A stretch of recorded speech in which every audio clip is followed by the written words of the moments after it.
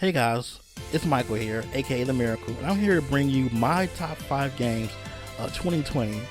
So as we all know, 2020 was definitely not the great year that we all wanted it to be. The pandemic happened and so many other things just went to just crazy. A lot of things happened, a lot of just not so great things happened, and a lot of people consider 2020 to be a cursed year. But maybe one of the silver linings to last year was there were a lot of really good video games that came out. Honestly, video games were one of the only things that really happened to me that was good for the entire year, especially being locked up in quarantine for so many weeks. Video games definitely kept me sane. So yeah, definitely want to highlight my top games last year. I wanted to do 10 games, but like that would just be too long of a list, and I don't think anybody wants to hear me rattle off 10 games I want to play or like that I liked from last year. So I figured, you know what, 5 would be a good number. So here we are. All right, so number 5, Trials of Mana. Now, I don't have a whole lot of experience with the Mana series. Like, I've only played 2 games in the franchise. I played Legend of Mana for the PS1. Great game, phenomenal, exceptional game. Really underrated. I think it needs a remake as well. Hopefully one day they do it. Square Enix, please. We're begging. And I played Secret of Mana for the Super NES. Didn't really click that well with me. I wasn't really into it. I thought it was kind of meh. But yeah, it wasn't my cup of tea pretty much. But maybe because I was younger, maybe I'll go and try to play it again now as an adult. But yeah, so far I only had 2 real experiences with it, and my other friends have more experience with the game. I remember with the franchise, and I know that he had said that I think it was Child of Mana was pretty awful, and a couple other games in the series were awful too. So hearing that and just not knowing a whole bunch about the series, I kind of went into this one kind of like cautiously optimistic. I mean, of course, I was like, ooh, cool, a new modernized remake of an old game. That should be fun. They're like, oh, it's the Mana series though, so it could be trash. So I went into it that way pretty much, and thankfully I was pleasantly surprised with what I got. This is actually a pretty phenomenal remake. I mean, not to say it's perfect. There's definitely some things about it that weren't so great, but for the most part, everything I did like really outweighed the things I didn't like. One thing, I love the art style. The art style is so cute.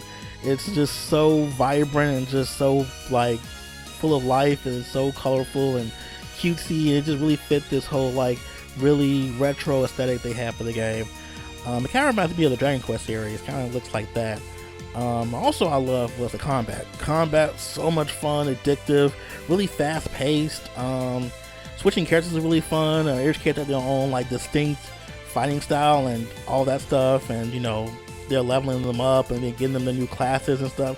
Really fun, really addictive.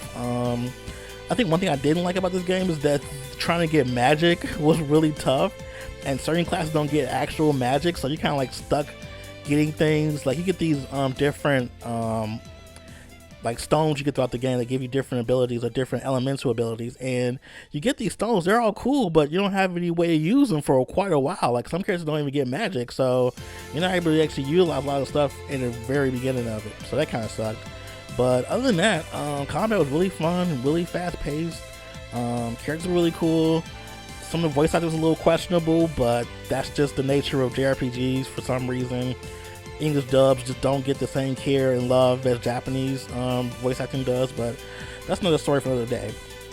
Let's see. I did enjoy the fact that, okay, they tried to make it like you have to play the game 6 times, when you really don't.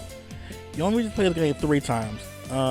Each character is paired with someone else. They kind of have a shared storyline pretty much. They both have a common antagonist that they have to defeat at the end of the game, and that's how they get their resolution to their whole problem and stuff.